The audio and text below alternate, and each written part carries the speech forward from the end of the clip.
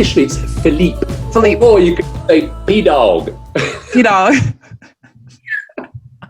That might be better with the way things are going. Hello, Phillipe. How are you? Life is wonderful. Life is wonderful. Oh man, you've been such a breath of fresh air this morning. It's morning on my time. I'm in Colorado. I'm starting my day. You're ending your day. We had a little bit of tech issues this morning and you were just so awesome. I got on here and you're just full of optimism and happiness and hey, life is great, right? Life is great from that chair. Your first love was in advertising, and this led to the life of travel that you experience now. You developed a skill set and outlook that you would describe as rare in luxury travel. The 23 years spent traveling with clients informed a sense of values on which you founded the London-based travel company Brown Hudson. Brown Hudson crafts richer travel stories through truly one-of-a-kind experiences. And they are truly one of a kind. It's incredible. Like I was looking at your website and some of the press releases of things that you've done, and they are. The thought and the detail that you put into these experiences is incredible. You've been called a cross between therapist and investigative journalist. You are known to propose radical new ways to think about travel and the therapeutic and mind-expanding benefits it can bring. I love that. Brown brings to the luxury travel industry the disruptive force that it needs. And then this I love too, that with the forward thinking of expedition planners, the creativity of Disney, and the big thinking of Tesla, it is said he produces incomparable travel experience. That is a tall order, but who wrote that? How did you get into this zone of thinking differently? Because I think that's really where you show up differently in this luxury travel market, is that you are this innovator. And I love those like names that you laid down. Disney, Tesla, those are big innovators. Those are big thinkers. Those are people that like when they come to a stumbling block, they think differently. And to be in that mindset in a luxury travel space is really unique because you are pushing borders that probably aren't messed with a lot. And so I want to kind of really delve into the man behind all this magic. So let's go back to yesteryear. Yeah, I was born in London. My mother was French. My father is English. So I had a sort of mixed heritage. And they tried various options for schooling. They started the French school, didn't work out so well. I was fairly disruptive as a child. Not a bad child, but just kind of like a disruptive child.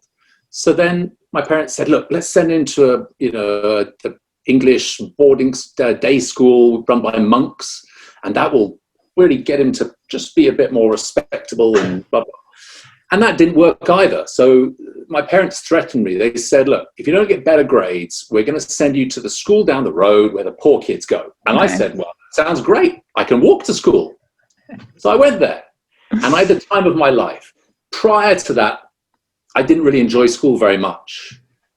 And I was disruptive initially. Then I just had a miserable time. And then I went to this school down the road where I had an amazing time. So by nature, I've just always I've always thought differently and been a bit disruptive. And I think in my middle school age, where it was difficult, the main reason is I was coming from a French school. At a age of 11, when you come into an English school, a kid who comes from a French school is an anomaly, and they get picked on, and people make jokes about them. And so you have to find creative ways to assert yourself and to make something of that difference. Because Brits and French traditionally, stupid kids age 11, they don't react well to people in England. They don't react well to kids who come from a French school. So that caused me a certain number of difficulties. And then you've got to be creative to sort of manage those relationships and turn them into something positive, or to avoid the negatives or whatever it is. So that's been my interesting. Okay. So you grew up in a space that you kind of had to prove yourself, and in a way to improve yourself in the way that you describe as thinking differently and being more creative. What were you also just kind of always that kid that like was in the background, or back of the room, looking out the window, kind of daydreaming, or were you the kid that what kind of kid were you? Were you the class clown? No, definitely not class clown.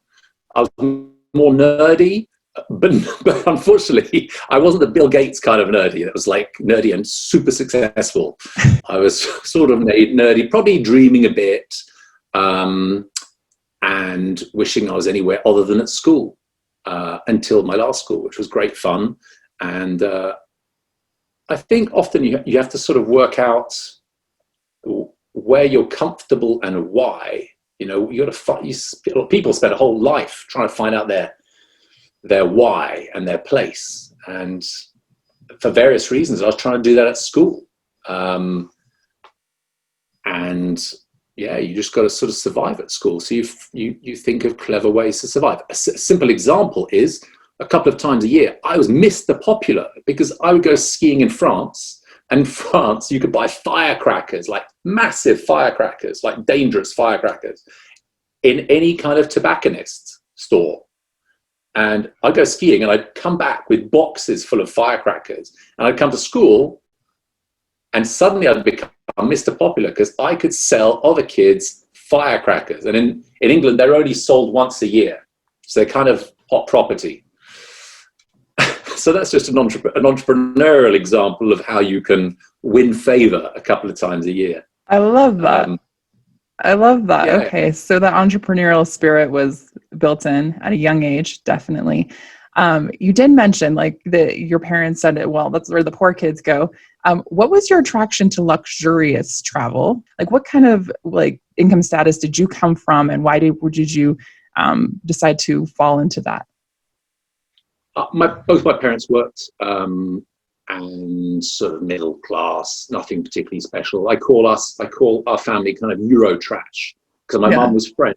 Yeah. Came to the UK to improve her English, met my father, who was a single child. His dad died when he was young. So there was kind of a cultural melting pot going on. My connection to luxury came because I spent a lot of time guiding people who were really demanding. When I first became a freelance guide, they were super demanding. And for some reason, probably because I'm a bit daft and I've got some butler kind of gene or something, the weirder and the more demanding they were, the happier I was, because I saw it as a personal challenge. And occasionally I remember certain characters who would sit at a dining table with 7 people or 8 people, and there'd be a kind of slightly toxic element who would push people's buttons. And occasionally you meet characters who had that trait. And I always found them the most interesting to spend time with, to try and work out what their thing was and manage it. So psychology, as a freelance guide, it's a big part of what you do. But I always found the weird people and demanding people who were trying to squeeze every bit of money out of their trip, in terms of value, I found those kind of very easy to deal with. And so I basically spent a lot of time guiding and being a leader or a tour guide or whatever for people like that. And I realized that if I was going to set up my own business, it would make most sense to appeal to those people. Often because in fact, I'll tell you what the example was. I once freelanced for a company in Vietnam, and I put my heart and soul into the trip. And the people were paying about $2,000 for, I think it was like 20 days. So relatively speaking, it was a very cheap trip compared to what I was used to working on. And I just did it literally because I thought, oh, well, this is going to be a different extreme of the adventurous travel realm, but I'll do this trip, no problem.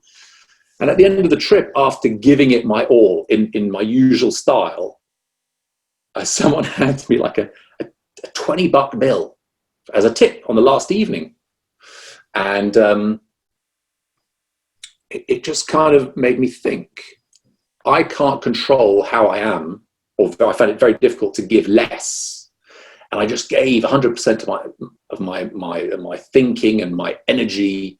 And someone handed me a $20 bill, which for me was very surprising. And I just got humble. I realized that it was probably a very big deal for this person to be on the trip and even to give me a tip. So I was just grateful for that. But it did make me realize that if you've got a limited lifetime and you've got a limited number of hours to devote to people, to give to other people, I preferred to give it to people who could, who would value my physical work if I was being a guide, or my thinking if I was designing a trip for them, or creativity. And so, you know, you can hang out, spend your life looking after students, or people who have small budget, or you can hang out with people whose ability to invest is commensurate to your ideas. So if you have crazy ideas, it's better to work with people who can bring those to life. I'm not a luxury kind of a person. If I think about my friends, they're mostly artists, creative types, fun types. Yeah. I don't have sort of milieu that I network with and they all drive Bentleys. Yeah. The closest I get to a personal interest in luxury is I have a love of finely crafted things, or people who have developed an incredible sense of craft, whatever it is they do. Whether it's making a car or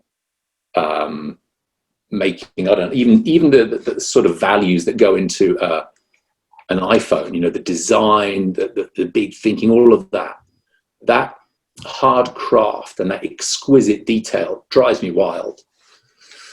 So I love that. I love that. I just want to reference some of your trips that you've planned, just so that we have an idea of this creativity that you bring to the table. Strolling through a renowned art collection with the curator who put it together, chatting over drinks with the architect who designed the museum, meeting a writer, a director, a politician whom you've always admired, or a monk who hasn't left his temple since the day you were born, filming a lioness and her cubs with an award-winning videographer, or putting a mountain bike into a helicopter and flying into an unexplored valley. Yeah, I mean, the things that you listed, meeting Desmond Tutu, hanging out with Schwarzenegger, all of that for us is not actually that special at all.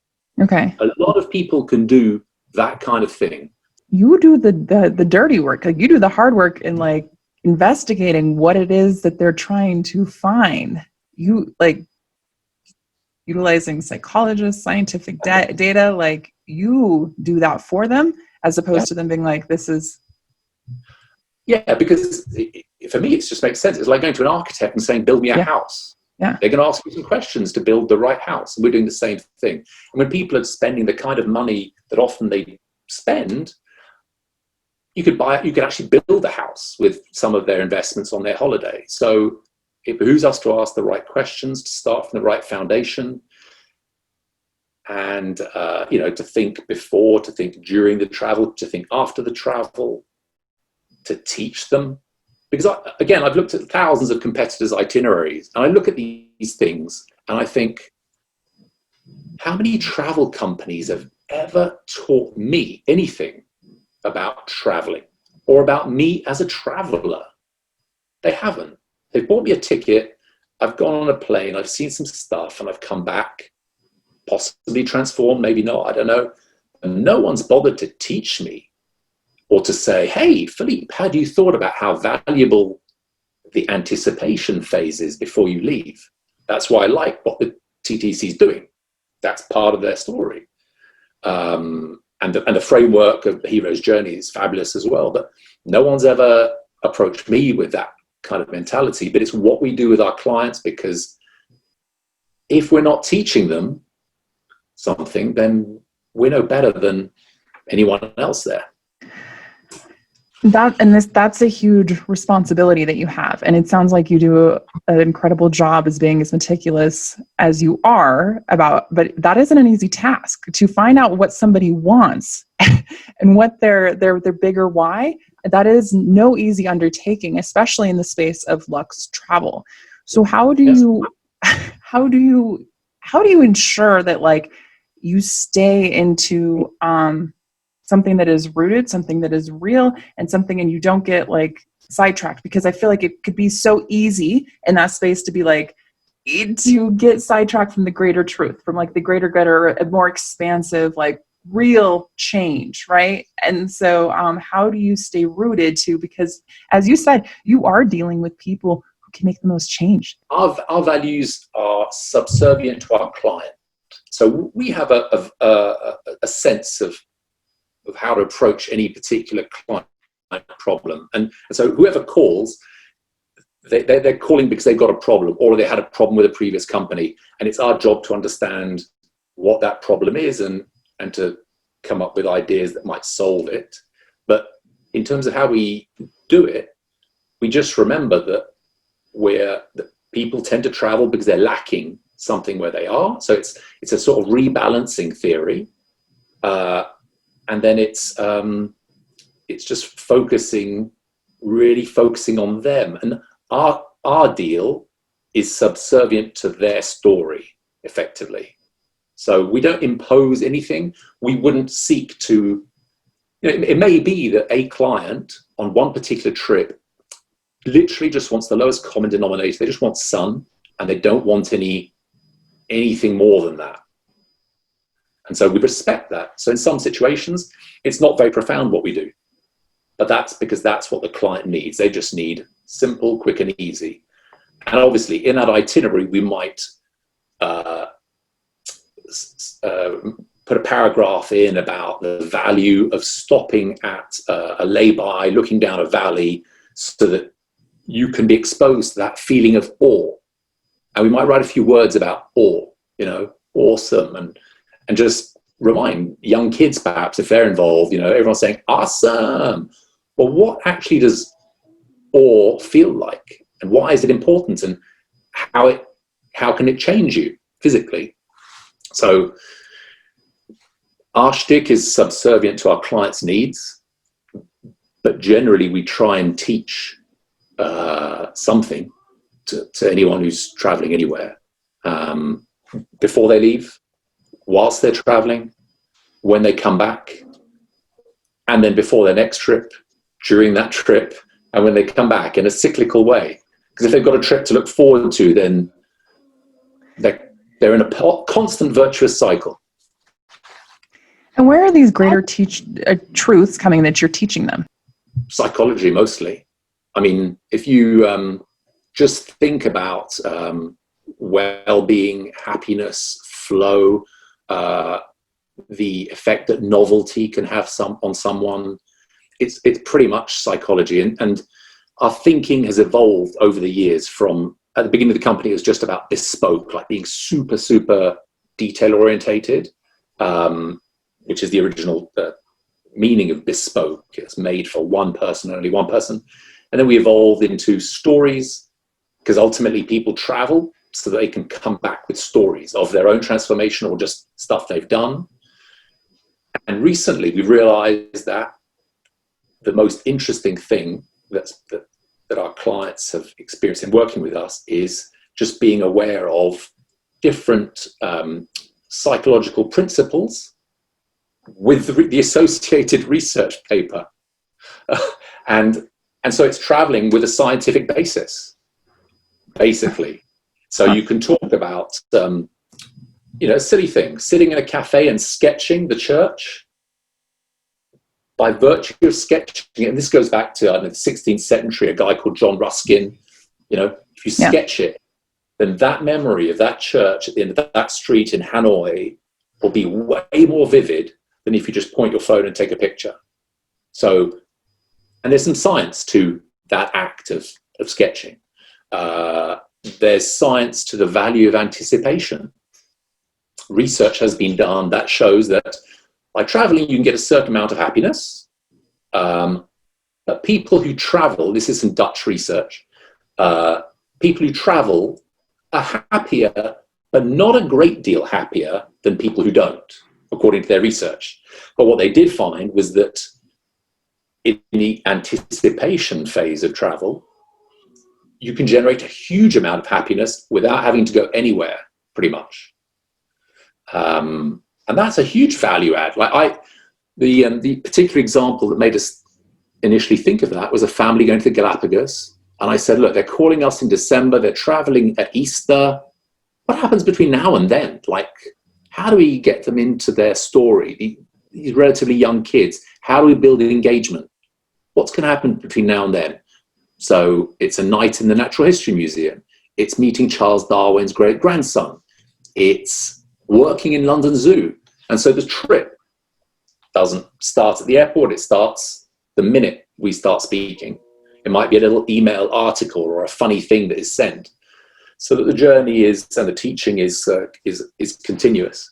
And that then I stumbled across this Dutch research, and it just happens that anticipation is a big part of the experience. That's so interesting. I would have never thought that. For me, it was just being lazy, thinking, let's just ask them all the questions once. It turns out that that's really important to understand someone. The anticipation phase, we thought, well, we can't abandon these people for 5 months. Let's do some stuff. That'll be cool. You just have fun, and then it turns out that it's actually valuable. Which is kind of like my stupid disruptive nature and my contrarian way of looking at the world that I get from my dad. Like, he's very much his own guy. And I realized that having this outsider perspective, being a French kid in an English school, and in various other situations, I'm very much an outsider looking in. I always thought that made me a little bit kind of, I always saw it as a bit of a negative, being the outsider. But over the years, particularly the past 4 years, I've realized that external perspective is really valuable in talking to clients, in thinking about countries, and thinking about the change. And there was a great book by a guy called Howard Luck Gossage. And in that book, I remember a particular bit where they say, we don't quite know who invented water, but we're pretty sure it wasn't a fish. And for me, it was kind of like, oh, wow. So there is value in being an outsider looking in. I'm so interested in what books you are reading and who you are following and what podcasts you are listening to. Reading right now, I've just finished a book on the chef Ferran Adria. Okay.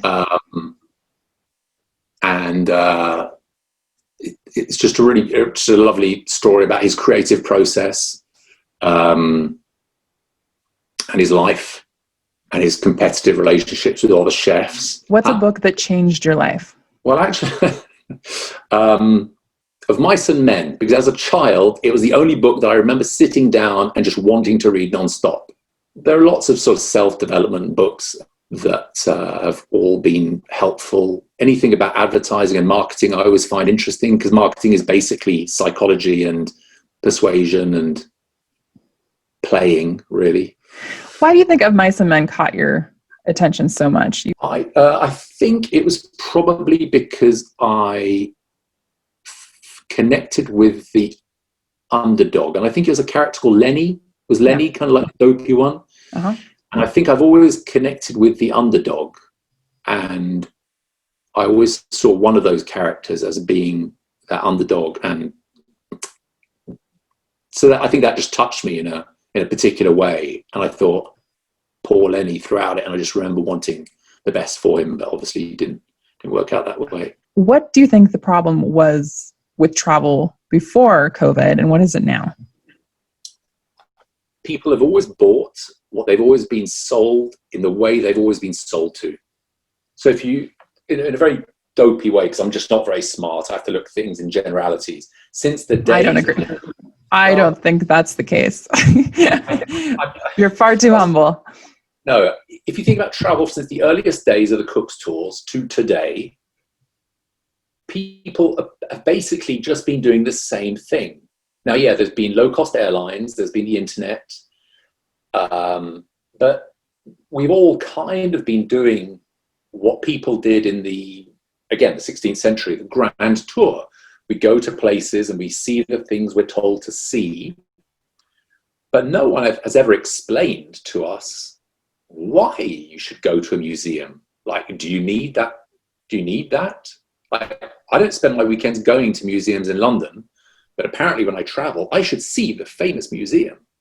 So one of the things that is a problem of travel is that people don't really think about what they can get from it. because people are just sold a place, a hotel, some things to do without being told how those things are going to change them. That's pretty low level. There's no teaching going on. It's just go, see stuff, come back. Experiential and transformational, that's a massive leap in terms of thinking and discussion and debate. It's a massive leap. So people following a model that dates back to the 16th century, basically, the Grand Tour, that's all they're doing.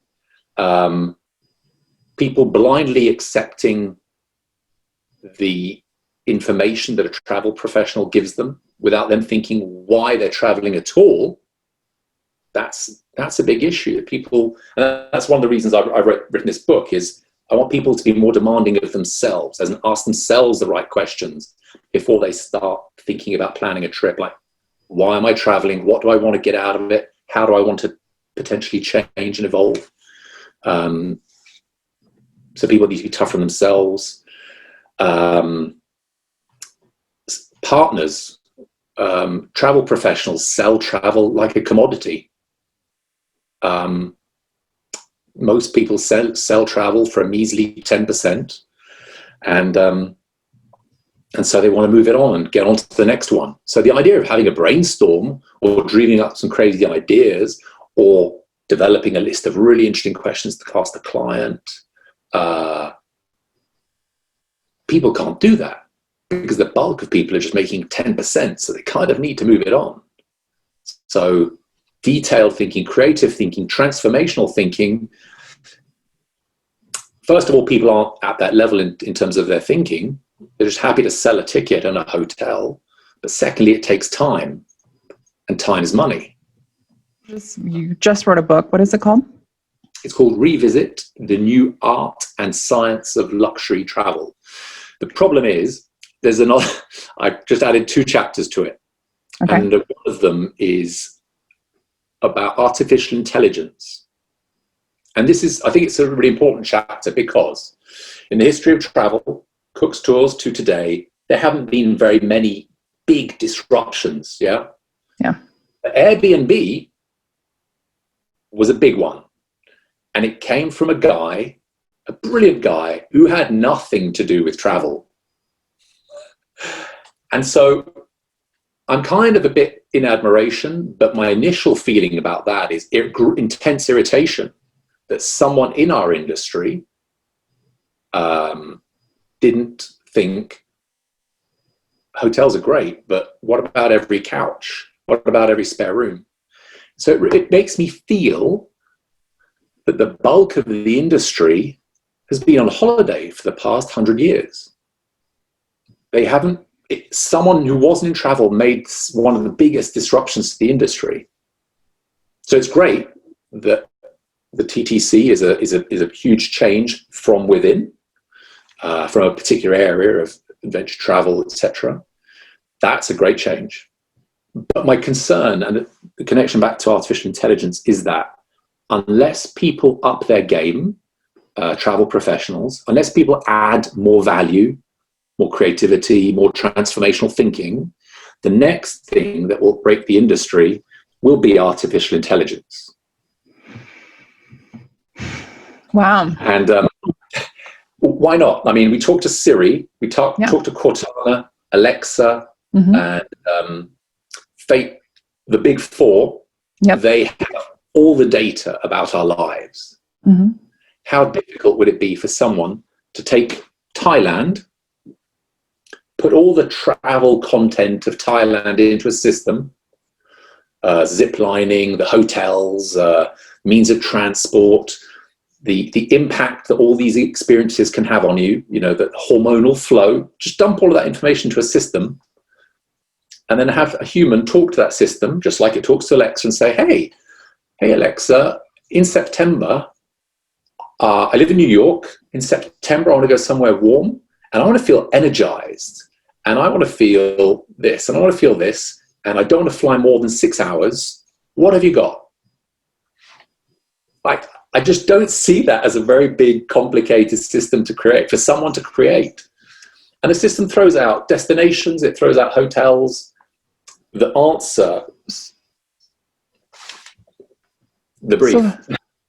So then how do we ensure that human, what is this, the magic of the human creativity aspect in this transformational process, and how do we ensure that stays?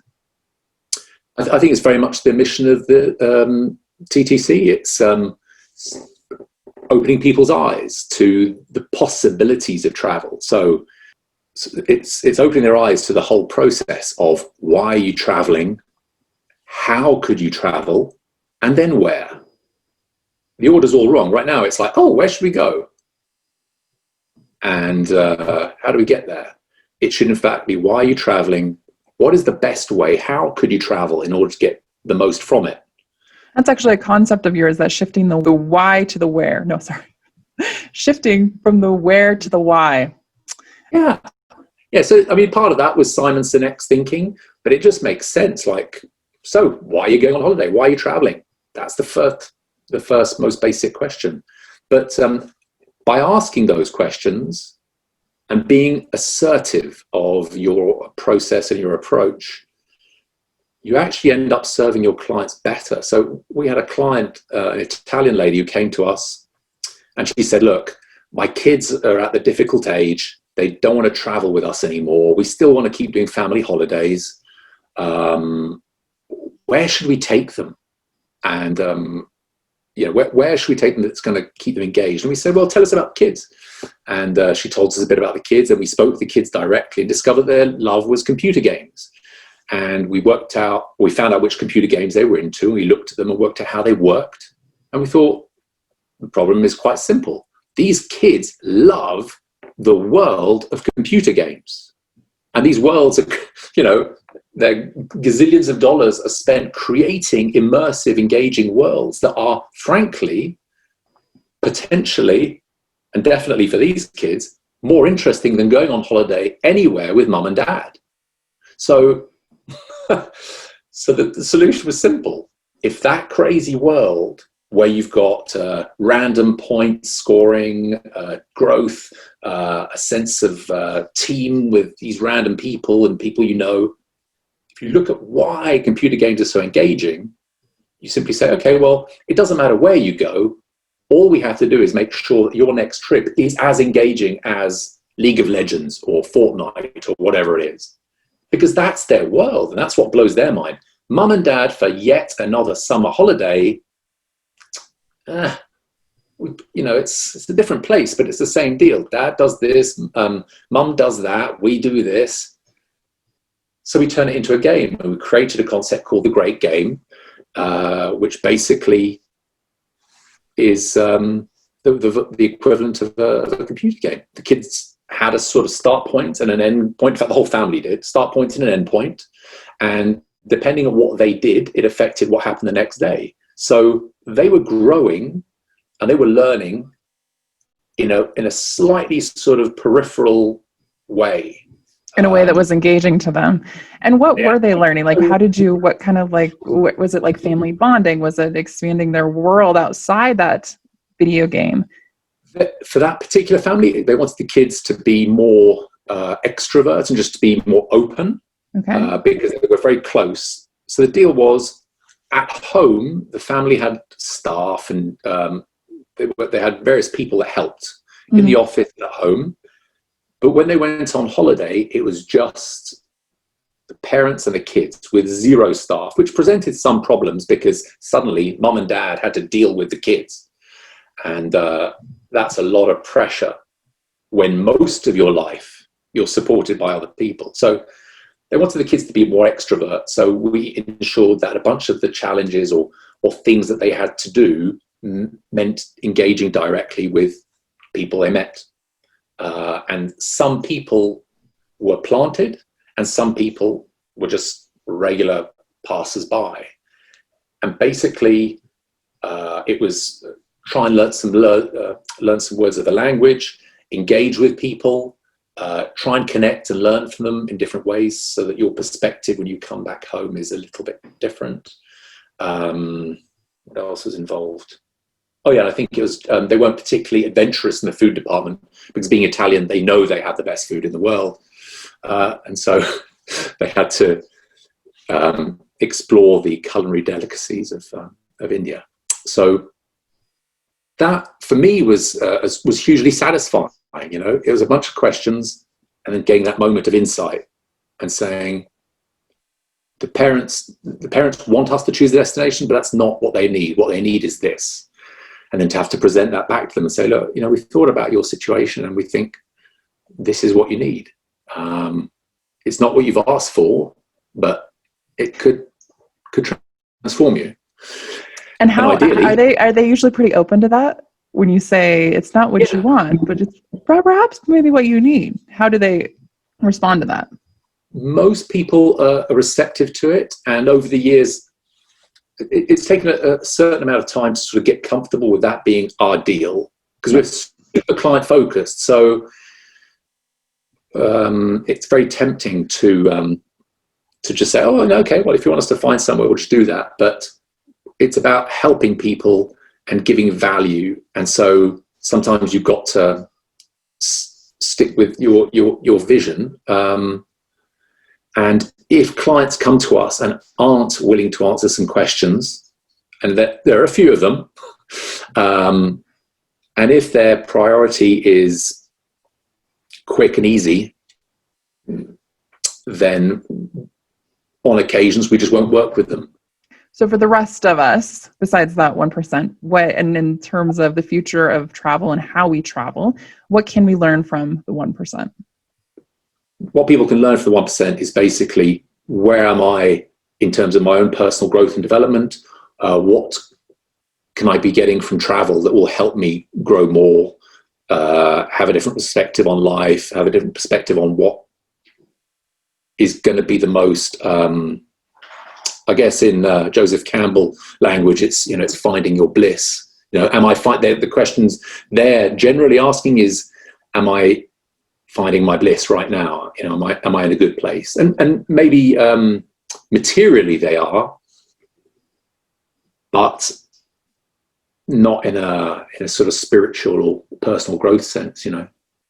If they keep asking about wilderness, it's maybe because they're a little bit denatured. You know, if they want nature, it's possibly because they're denatured. I could talk to you forever. You're such an interesting guy. But we're going to run out of time here. So I want to ask you one more question, because you are such a disruptor and such a forward thinker. And this is basically, we need you more than we ever did in this time of pivot. And we're looking for ways to sustain a better normal. And so I want to hear your thoughts right now, what you're thinking about when you're now looking out your window and pondering the future. What's going through your head? I want people to take this in between time to think about what their future is and ask themselves different questions. It's kind of a weird, beautiful parenthesis that we can all react to in different ways.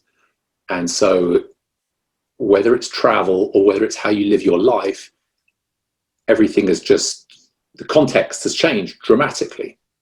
So it's the perfect opportunity to reevaluate, and particularly in the travel realm, think, you know, why am I traveling at all? Could I have incredible experiences in my home, in my neighborhood, in my city? And as a travel guide or a transformational travel facilitator, what should they be thinking in this time of pivot? Where should they be spending their attention? Teaching people how they can get more from their really precious time traveling. I like to, in the same way that I like people to imagine that AI could be taking their jobs within 3 years. I like people to imagine they could only travel once a year or once every 2 years. If you were only able to travel once every 2 years because the pandemic continued and it became more difficult, what would you do differently? How would you think differently about that trip? It's similar to an example I brought up with some clients, and I said to them, how many travel experiences can you remember, or how many holidays can you remember from your childhood? I'd say to clients.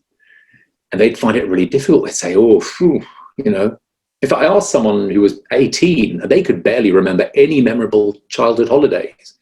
So I think it's worth thinking, imagining a piece of paper on which you only got Most people maximum could remember about 14 experiences from their childhood. So I say to people, imagine you've only got 14 lines on this piece of paper for those 14 opportunities to create incredible travel memories that transform you. What are you going to put on each of those lines for your, for your life as a family? And why? So imagine you've got 14 opportunities. What are you going to do? Why are you going to do it? And then where? But take a strategic view of travel and how it can affect you and change others. It's the best time of your life. It's the time when you're you just got most potential, and no one's helping us other than a few people. No one's really helping us get the best from that most precious time. It's not a hotel room. It's not a flight. It's not a package. It's not the stuff of travel. It's mostly, this stuff. So in the transformational realm, it's just keep elevating people's vision of how they could spend this time, what they could get from it, and then just spread that message. It's a great thing that TTC is doing. It's a hard thing. It's going to be a hard thing, but it's an awesome thing. So yeah, that's my rambling advice. I like the ramble because I've noticed this from the time I got on the call with you. You do have a very grounded flow of when you meet adversity, when things don't go your way, I feel like you are the person that just immediately jumps back and it's life. I think it's cool. It's just stupidity. The other day, in fact, Sunday, I stood outside my front door and the door slammed shut. And my girlfriend was driving off at the same time. And I was like, oh, stop. And I said, have you got the house key? She said, no, I left it inside. And I said, oh, well, it's a nice day. My dog was inside. Oh, my dog's inside. That's fine. There's nothing cooking. So the house weren't burned into flames. And I just automatically went to, I don't know why, but it's just things could be way shittier all the time. I didn't go to some retreat in Santa Fe to get like this. I just kind of think I'm lucky, and even if the door shuts on me and I have to walk across London I didn't have my phone, didn't have anything. It's like, oh well, it's a sunny day. How bad is it? I think that's a lot of secret to your sauce right there. How do we stay connected to you? In the simplest way, because the book's website isn't yet.